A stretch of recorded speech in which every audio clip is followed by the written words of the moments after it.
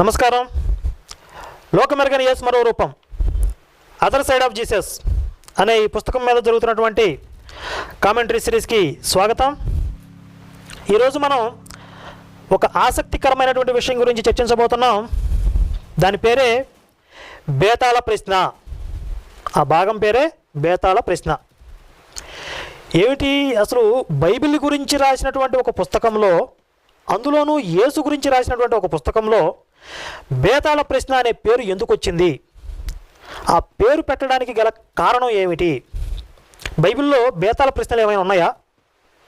ఇలాంటి ప్రశ్నలు సహజంగా అందరికీ కలుగుతాయి కనుక ముందుగా దాని గురించి కొద్దిగా వివరణ చూద్దాం.